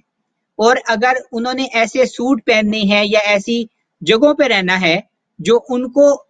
زمین جیسا ایٹماسفیئر فراہم کرے گا۔ تو بس اگر اس بات کے تناظر میں بھی دیکھیں تو کیا ہمیں معراج کی رات یہ پتہ لگتا ہے کہ اس وقت بیچ میں سارے بات ہو رہی تھی رسول کریم صلی اللہ علیہ وسلم جو ہیں انہوں نے اس بات کا کیوں ذکر نہیں کیا کہ باقی لوگ تو جو تھے ان کی روحیں موجود تھیں، وہ تو سارے کلام وغیرہ کر رہی تھیں، لیکن حضرت عیسیٰ علیہ السلام جو تھے وہ تھوڑی دیر بعد، کیونکہ انہوں نے کھانا بھی ہوتا تھا، انہوں نے پانی بھی پینا ہوتا تھا، پھر اور بھی ان کی جو ضروریات تھیں، انہوں نے کوئی ان کے لیے علیحدہ جگہ تھی، کیونکہ ان کو تو آکسیجن کے بغیر انسان زندہ نہیں رہ سکتا، یا ان کو کھانے کے بغیر زندہ نہیں رہ سکتا، اور یہ بھی قرآن کریم نے بیان کی ہے، یہ ایسی بات نہیں ہے جو اپنے حساب سے بیان کریں۔ بس ان تمام باتوں کے تناظر میں ہمارے پر یہ بات ظاہر ہوتی ہے کہ یہ دو جو حلیے مختلف بیان ہوئے ہیں، اس سے بھی یہ پتہ لگتا ہے کہ پچھلا جو پرانا ابن مریم تھا وہ اور تھا، جو آنے والا ابن مریم ہے وہ اور ہے، اور جو آنے والا ابن مریم ہوگا اس کے بارے کی اس کی نشانیاں بھی بتا دی کہ وہ دجال سے مقابلہ کرے گا، اور اس کا رنگ گندم گو ہوگا، نہ کہ جو پرانا گزر چکا ہے جو حضرت موسیٰ علیہ السلام کا مسیح تھا اس کی طرح اس کا رنگ سفید وہ سرخ نہیں ہوگا، اور اس کے بال گھنگریالے نہیں ہوں گے، بلکہ اس کا رنگ گندم گو اور بال لمبے اور سیدھے ہوں گے۔ وآخر دعوانا ان الحمدللہ رب العالمین۔ جزاک اللہ مربی صاحب، آپ نے بڑی تفصیل سے اس سوال کا جواب دیا ہے، اور اگلے سوال کے لیے میں جاؤں گا مکرم محترم اسماعیل مبشر صاحب کی خدمت میں۔ مبشر صاحب، اگلا سوال جو ہے وہ یہ ہے کہ کچھ ایسے حوالوں کا ذکر کریں کہ دیگر مذاہب میں بھی اس کا ذکر ملتا ہے، جیسے کہ ہم کہہ سکیں کہ ہاں واقعی حضرت عیسیٰ علیہ السلام جو ہیں وہ صلیبی موت سے بچا لیے گئے، اور اللہ تعالیٰ کے فضل و کرم کے ساتھ معجزانہ طور پر آپ نے ہجرت فرمائی، اور باقی زندگی عزت و احترام کے ساتھ، جیسا کہ قرآن کریم میں بھی ذکر آتا ہے، وہ گزار کر آپ کی وفات ہوئی۔ جزاکم اللہ شراز صاحب، یہ پھر بہت ہی اہم سوال، ہر سوال ہی اہم ہے، لیکن چونکہ یہ کتاب ہی ایسی ہے کہ پورے دجالی فتنہ کو اس کا جو دلیل سے رد ہے، تو اس حوالے سے گزارش صرف یہی ہے کہ ہم تو کوشش کر رہے ہیں کہ اللہ کرے کہ ہمارے وہ بھائی جو کسی وجہ سے پیچھے رہ گئے ہیں اور حضور صلی اللہ علیہ وسلم کے حکم کو مان نہیں رہے، اور اس مسیح اور مہدی جس نے آ کے اتنا کام کیا اس کے پاس نہیں پہنچ رہے اور اسے سلام نہیں کر رہے، اس مسیح کی بابت جو اس نے آ کے دجال کو قتل کیا وہ ان کے سامنے رکھ رہے ہیں۔ اب آپ نے جو سوال کیا ہے کہ قرآنی اور مطلب کتب سے، تو دیکھیں میں پہلے بھی یہ عرض کر چکا ہوں کہ حضرت عیسیٰ علیہ السلام نے متی باب 12 آیت 38 39 40 میں یہ بارہا پہلے بھی بیان کیا جا چکا ہے کہ اپنے آپ کو، میں ابھی آپ کے سامنے بائبل سے وہ دکھاتا ہوں، تو اپنے آپ کو کہا ہے کہ آج کل کے فریسی جو ہیں، یہ گناہگار جو ہیں، یہ میرے سے نشان مانگتے ہیں۔ تو لکھا ہے کہ ان کو نشان جو ہے وہ یونا نبی والا، یہ بائبل کتاب مقدس، اور یہ متی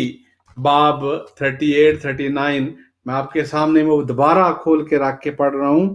کہ لکھا ہے کہ اس پر بعض فقیہوں اور فریسیوں نے جواب میں اس سے کہا، اے استاد، ہم تجھ سے ایک نشان دیکھنا چاہتے ہیں۔ اس نے جواب دے کر ان سے کہا، اس زمانہ کے برے اور زناکار لوگ نشان طلب کرتے ہیں، مگر یونا نبی کے نشان کے سوا کوئی اور نشان ان کو نہ دیا جائے گا، کیونکہ جیسے یونا 3 رات دن مچھلی کے پیٹ میں رہا، ویسے ہی ابن آدم یعنی عیسیٰ 3 رات دن زمین کے اندر رہے گا۔ تو یہ پہلا حوالہ تو میں نے آپ کے سامنے بائبل کا، اس کے عہد نامہ جدید سے جو متی کی انجیل ہے اس کے چیپٹر 12 سے ورس 38 39۔ اب عیسیٰ کیا کہہ رہے ہیں کہ میرے پاس جو نشان ہے وہ حضرت یونس والا ہے۔ تو حضرت یونس والا نشان کہاں سے ملے گا؟ قرآن کریم سے۔ ہم قرآن کریم سے دیکھتے ہیں، اس میں بھی ہے، لیکن قرآن کریم سے وہ نشان دیکھتے ہیں کہ قرآن کریم میں اللہ تعالیٰ کس طرح اس کو بیان کرتا ہے۔ تو قرآن کریم میں اللہ تعالیٰ نے سورہ صافات میں اس کی آیت 141 سے لے کے 149 تک اور لکھا ہے، وَإِنَّا، اور یقیناً یونس بھی مرسلین میں سے تھا، یعنی پیغمبروں میں سے تھا، اور یقیناً جب وہ بری ہوئی کشتی کی طرف فرار ہوا، آپ کو پتہ ہے یہ پہلے بھی بتایا جا چکا ہے کہ حضرت یونس علیہ السلام نے جب ان کی قوم نے نہ مانا تو وہاں سے وہ نکل آئے، اور اس کے ساتھ کیا آئے گا؟ طوفان آئے گا، اور طوفان آئے گا اور خدا تعالیٰ ان کو ملیا میٹ کر دے گا، نیست و نابود کر دے گا، لیکن اس کے بیچ میں ایک شرط تھی کہ اگر وہ خدا کی طرف رجوع کریں گے تو خدا اسے ٹال سکتا ہے۔ تو کیا ہوا؟ جب وہ جا رہے تھے کشتی میں بیٹھے تو کشتی میں اس سمندر میں اس علاقے میں جہاں میں جا رہے تھے تو وہاں پہ طغیانی آ گئی۔ تو پھر وہاں پہ کیا ہوا؟ قرآن حکیم میں بھی ذکر ہے، بائبل میں بھی ذکر ہے۔ تو کیا ہوا؟ وہ کوڑا ڈالا گیا، اور کوڑا ڈالا گیا تو حضرت یونس کا نام آیا، دوبارہ ڈالا گیا پھر یونس کا نام آیا، حضرت یونس کا نام آیا۔ تو حضرت یونس نے پھر آپ کو اس کشتی سے علیحدہ ہونا پڑا، پھر کشتی سے آپ نے چھلانگ لگائی، جو ہی آپ نے چھلانگ لگائی تو کیا ہوا؟ پانی میں ویل نے، مچھلی نے آپ کو لے لیا۔ وہ کیا حضرت عیسیٰ علیہ السلام کیا کہہ رہے ہیں کہ جیسے یونا نبی 3 دن مچھلی کے پیٹ میں رہا ویسے میں، تو کیا ہوا؟ حضرت عیسیٰ علیہ السلام کو جب صلیب سے اتارا ہے تو قبر نما کمرے میں رکھا ہے، وہ قبر نما کمرہ جو زمین کا پیٹ تھا، ٹھیک، اس کے اندر جب آپ گئے ہیں تو آپ زندہ تھے، جب اس میں ٹھہرے ہیں تو زندہ تھے، جب وہاں سے نکلے ہیں تو زندہ تھے۔ جیسے یونس جب مچھلی کے پیٹ میں گئے زندہ تھے، اور جب وہ مچھلی کے پیٹ میں رہے زندہ تھے، جب باہر آئے تب بھی زندہ تھے، غشی کی حالت آئی، یہی حالت عیسیٰ علیہ السلام پہ بھی آئی۔ تو یہ مشابہتیں مکمل ہو ہی نہیں سکتی۔ پھر آگے قرآن میں لکھا ہے کہ کیا لکھا ہے کہ آپ 1 لاکھ سے، یہ آیت نمبر 100 لکھا ہے کہ 144 میں 145 में लिखा, 146 में लिखा है کہ ہم اسے ڈانکنے کے لیے ایک کدو جیسی بیل اگا دی، پھر وَأَرْسَلْنَاهُ إِلَىٰ مِئَةَ، اور ہم نے اسے 1,00,000 کی طرف بھیجا، بلکہ وہ تعداد میں بڑھ رہے تھے۔ تو پھر کیا ہوا؟ جب وہاں سے وہ نکلتے ہیں حضرت نوح علیہ السلام، حضرت یونس علیہ السلام، تو انہوں نے پھر کیا کیا؟ دوبارہ پھر ان کی طرف گئے ہیں، جا کے انہیں پھر دوبارہ تعلیم ان کی ہے، تربیت کی ہے، تبلیغ کی ہے، تو وہ لوگ پھر بڑے ہیں۔ بالکل ایسے ہی حضرت عیسیٰ علیہ السلام نے جیسے جب وہاں سے نکلے ہیں تو وہاں سے نکل کے کوئی بھی بیڑیں جو کشمیر میں، افغانستان میں، ایران میں آئی تھی، وہاں سے لمبا سفر کر کے وہاں تک پہنچے ہیں، اور وہاں پہ آ کے ان کی تعلیم، ان کی تربیت، ان کی تبلیغ کی ہے، اور پھر تبلیغ کرنے کے ساتھ ساتھ انہیں پھر سمجھایا ہے، اور سمجھانے کے ساتھ ساتھ انہیں یہ بات باور کرائی ہے کہ دیکھو میں عیسیٰ علیہ السلام، خدا کا وہ پیارا مسیح، تمہیں یہ بتا رہا ہوں کہ آنے والے وقت میں ایک نبی آئے گا جس کا نام محمد ہوگا، وہ میثاق النبیین والی آیت، اس کے تحت آپ نے اپنی امت سے، اپنے ماننے والوں سے یہ عہد لیا۔ تو اس کا نتیجہ کیا ہوا؟ افغانستان میں دیکھ لیں، بلکہ حضرت مسیح موعود علیہ السلام نے تو اپنے کتاب میں باقاعدہ وہ نام لکھا ہے کہ وہ کون سے لوگ وہاں سے ہجرت کر کے وہ جو مدینہ گئے ہیں، اور وہاں جا کے آن وسلم کے ساتھ انہوں نے وہاں پہ آپ کو جو جا کے اسلام قبول کیا اور پھر دوبارہ واپس آئے ہیں۔ یہ پوری تفصیل مسیح ہندوستان میں موجود ہے۔ تو اس کے حوالے سے یہ عرض ہے کہ حضرت عیسیٰ علیہ السلام نے جب وہاں سے نکلے ہیں، ان علاقوں میں آئے ہیں اور اپنی کھوئی ہوئی بیڑوں کی طرف تعلیم و تربیت تبلیغ کی ہے، انہوں نے نہ صرف حضرت عیسیٰ علیہ السلام کو مانا ہے بلکہ حضرت محمد مصطفیٰ صلی اللہ علیہ وسلم کو بھی مانا ہے، یہ ساری۔ اور حضرت مسیح السلام نے لکھا ہے، آپ نے فرمایا کہ یہ ہو سکتا ہے کہ وہاں پہ یعنی افغانستان میں ایک جو بتایا جگہ کا نام وہاں پہ قبیلہ عیسیٰ خیل بھی ہے، اور آپ نے فرمایا کہ ہو سکتا ہے کہ یہاں پہ انہوں نے شادی بھی کی ہو، وہاں آپ کی اولاد بھی ہوئی ہو۔ تو یہ سارے واقعات جو سلسلہ بر سلسلہ آپ کی خدمت میں رکھے جا رہے ہیں، جو یہی ثابت کر رہے ہیں کہ عیسیٰ علیہ السلام جب صلیب پہ چڑھے تھے زندہ تھے، صلیب سے اترے زندہ تھے، قبر نما میں کمرے میں رکھے گئے زندہ تھے، زندہ رہے، زندہ نکلے، اور پھر ہجرت کر کے اپنی والدہ اور حواریوں کے ساتھ کشمیر پہنچتے ہیں، وہاں آ کے 120 سال کی عمر پائی ہے، اور پھر آپ کا وصال ہوا ہے، اور پھر اس کی قرائن مختلف والوں سے آپ کے سامنے رکھے جا رہے ہیں۔ جب خدا تعالیٰ یہ بار بار حضرت مسیح موعود علیہ السلام کے ذریعے، اپنے پیارے پیغمبر محمد مصطفیٰ صلی اللہ علیہ وسلم کے ذریعے، قرآن کے ذریعے یہ سمجھا رہا ہے، تو پھر بات کو ماننے میں دیر نہیں کرنی چاہیے، مان لینا چاہیے۔ حضرت مسیح موعود علیہ السلام نے اس کے حوالے سے مزید لکھا ہے کہ اس زمانے میں یہ خاص کر کے اس یعنی یہ جو خطہ ارض ہے جدھر حضرت عیسیٰ علیہ السلام آئے، تو یہاں بدھ مت کا جو ذکر ہے اس کے حوالے سے بھی آپ نے عرض کیا ہے کہ حضرت بدھ جو تھے وہ حضرت عیسیٰ علیہ السلام سے 500-600 سال پہلے آئے تھے، اور انہوں نے اپنی کتاب میں، اپنی پیشگوئیوں میں حضرت عیسیٰ علیہ السلام کا نام بھگوا متیا لکھا ہے کہ گورے رنگ کا مسیح آئے گا، اور حضرت بدھ کا رنگ کالا تھا، سیاہ تھا۔ میں نے بتایا پہلے بھی کہ مجھے سری لنکا رہنے کا موقع ملا ہے، تو میں نے بدھزم کو بڑے قریب سے دیکھا ہے، اور سری لنکا میں تو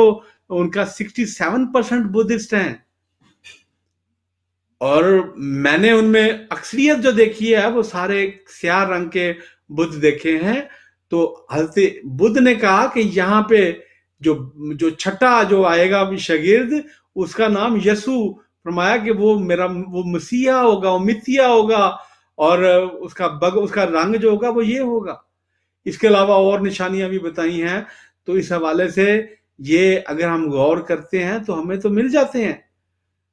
ہمیں تو وہ نشان بار بار مل رہے ہیں کہ جو خدا کے پیارے مسیح نے ہمیں بتائے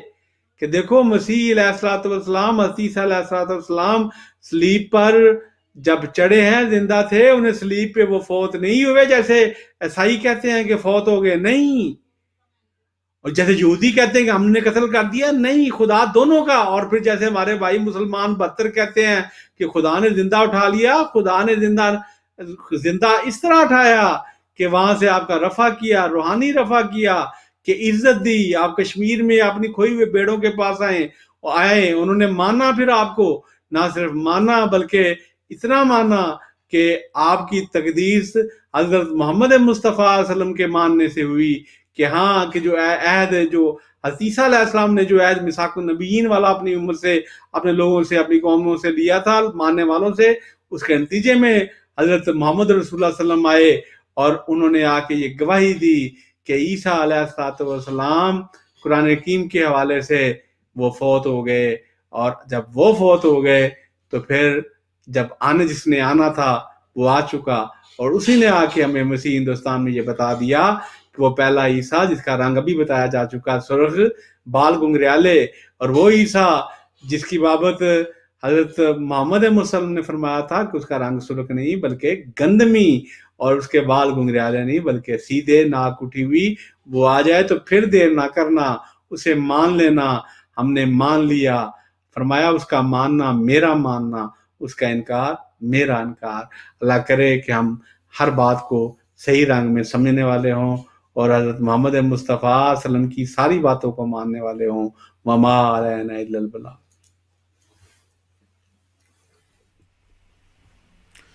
جزاک اللہ مبشر صاحب، بہت شکریہ. یہاں پر ہمارے پروگرام کا وقت ختم ہوتا ہے، اور جانے سے پہلے ایک گزارش آپ لوگوں کی خدمت میں رکھنا چاہوں گا کہ ہماری ویب سائٹ alislam.org کے اوپر یہ تمام مختلف قسم کی کتابیں موجود ہیں، اور آپ جو ہیں خاص طور پر جو روحانی خزائن ہیں وہ ضرور موجود ہیں. آپ وہاں پہ جائیں اور وہاں سے جا کر یہ چیزیں پڑھ کر ان کو خود اپنی آنکھوں سے دیکھیں اور خود پڑھیں، کیونکہ جب تک آپ خود نہیں پڑھیں گے، آپ کے سامنے علماء، جتنے بھی علماء حضرات ہیں، وہ آدھی بات رکھیں گے، ایک حصہ رکھیں گے، پوری بات نہیں رکھیں گے. اسی کے ساتھ ہی اگر آپ ہم سے کچھ سوال کرنا چاہتے ہیں تو ہماری فیس بک کا پیج ہے احمدیہ مسلم اردو ڈیسک USA. یہ پیج صرف US میں موجود ہے اور یہ USA کے ناظرین کے لیے ہے، لیکن آپ ویسے سوال کر سکتے ہیں. اس کے ساتھ ہی ہمارے پروگرام کا وقت ختم ہوتا ہے. میں اپنے مہمانوں کا شکریہ ادا کرنا چاہوں گا، مکرم محترم محمد اسماعیل مبشر صاحب کا، اور مکرم محترم مربی فیضان مغنی صاحب کا. انشاءاللہ اگلا پروگرام لے کر پھر آپ کی خدمت میں حاضر ہوں گے. تب تک کے لیے اجازت. السلام علیکم ورحمۃ اللہ وبرکاتہ. اگر آپ کو ہماری ویڈیو اچھی لگی ہو تو ہماری حوصلہ افزائی کے لیے ویڈیو کو لائک اور شیئر کریں، اور ہمارے چینل کو سبسکرائب کریں اور بیل کا آئیکن بھی دبا دیں تاکہ آپ کو ہماری نئی ویڈیو مل سکے.